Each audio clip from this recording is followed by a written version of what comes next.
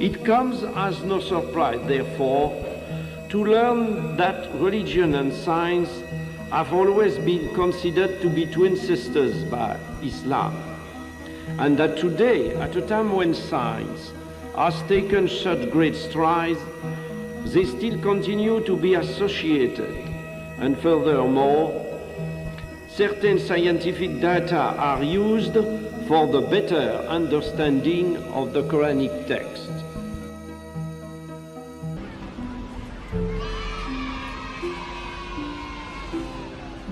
In 1935, I was 15 in a Christian college, and at that time, very important discoveries of necessarily human paintings in caverns in the south of Spain were made, and the specialists said, very likely, these paintings date back to about 15,000 years from now.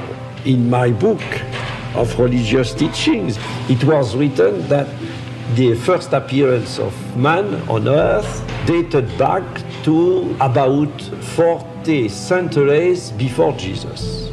I said to him, what is the credible? The father said me, no, please don't confuse two things. You have the science and you have religion. If there is something which is not in accordance, it's the religion who said the truth. But I told him that it is impossible. It's a well-established fact. The first appearance of man on earth cannot be evaluated to this time. It is impossible. We were educated. Religion said something, and science said another thing. I said to myself, something is going wrong. In the Gospel of Luke, for example, you are between Adam and Jesus, 76 generations are mentioned. That is not possible. Exegetes in Christian or Jewish communities think that the religious teachings were inspired to the author of the Bible, but considering the things which are not religious teachings, it's a fact that they wrote according to the ideas, superstition, myth of their time. When I was at that time in approximately in the 40s, received Muslim patients in Paris, and when I had the opportunity to speak with many of them concerning their religion. For me, originally, I thought that the Quran was the work of a man. I took the decision to learn Arabic in Paris. I was 50 exactly at that time.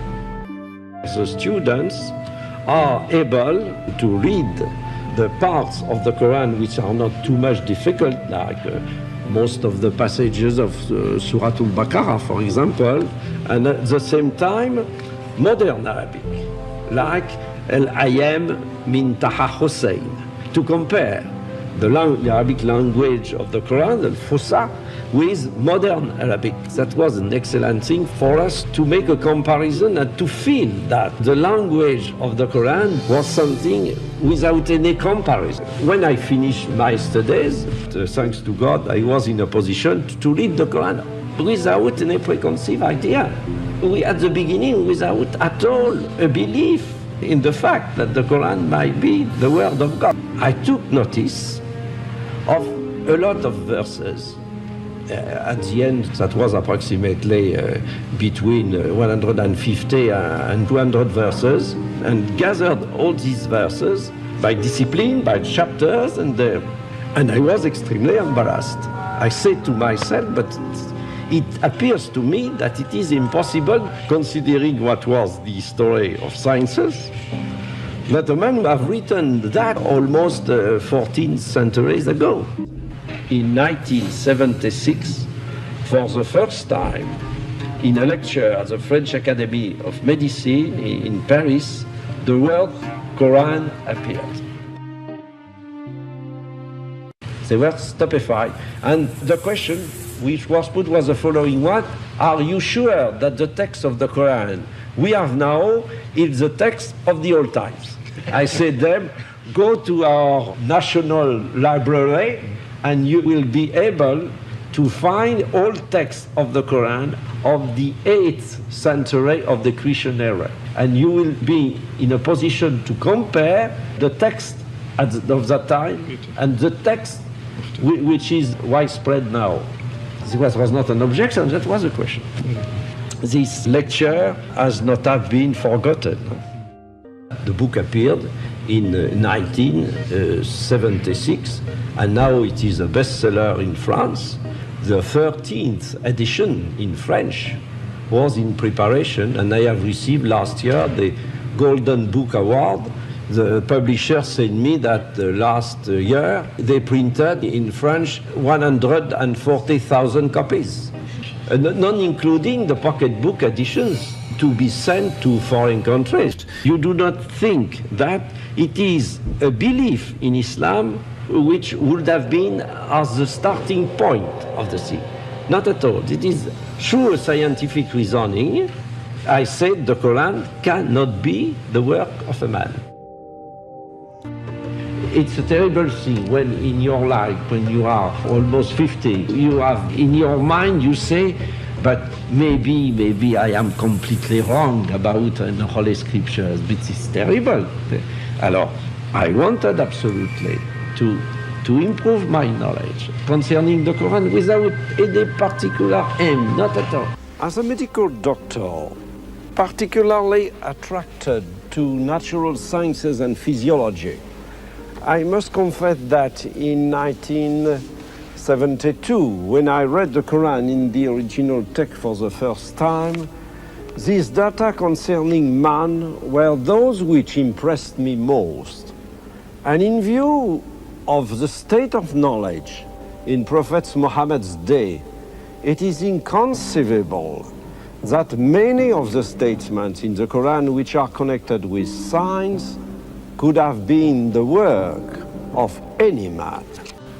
It is therefore perfectly legitimate not only to regard the Quran as the expression of revelation, but also to award it a very special place on account of the guarantee of authenticity it provides and the presence in it of reflection which, when studied today, appear as a challenge to human explanation. I suppose that my explanations are enough for everybody one who is objective and sincere to say the Quran cannot be the work of a man.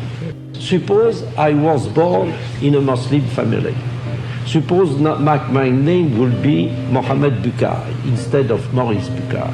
Be sure that I would have been very proud of that. Do you imagine that I would have made such a work?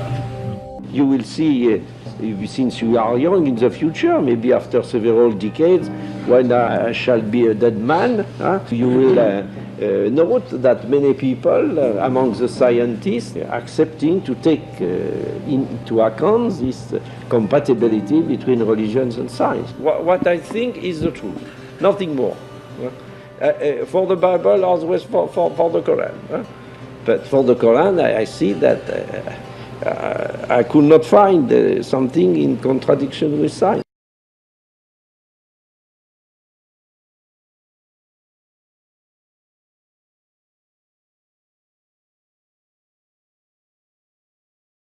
Haman 6 times appeared in the Quran. I visited famous specialists in hieroglyphs in Paris, and I told him I know a text which appeared during the 7th century of the Christian era. He knew perfectly well the Arabic language. I wrote Haman before him, and he said me that is not possible, because the hieroglyphs were absolutely unknown between the 3rd century and the discovery of Champollion during the 19th century. It's not possible. I told him, yes, it's not possible, but maybe you will have another opinion when you will see this Arabic text. What it is, this text? I told him, I want to, at first, that you tell me the meaning of Haman in hieroglyph.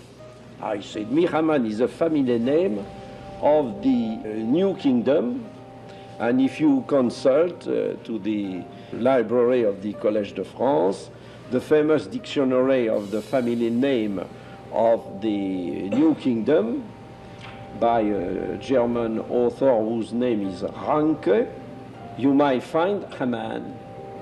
And he said me, I do not remember exactly what was the profession of Haman, but the profession of Haman is indicated in this dictionary. I went to the library, and in the dictionary it was written, Haman, a director of the workers in quarries. That is to say, the man who was building with stones, of course, because at that time the great monuments were built with stone, not at all with wood. And so that you have in this dictionary of the hieroglyphic name the name of Haman, to whom the Pharaoh said, build a tower. And when I came back to this professor, this expert, and I said to him, have a look, and I opened the Quran before him, he was stupefied without any voice. I told him, like the Bible preserved the name of Ramesses, the Quran preserved the name of Haman. He was stupefied and he was without voice, and he said, maybe we might write something about that in the future, and unfortunately, 6 months later, he died.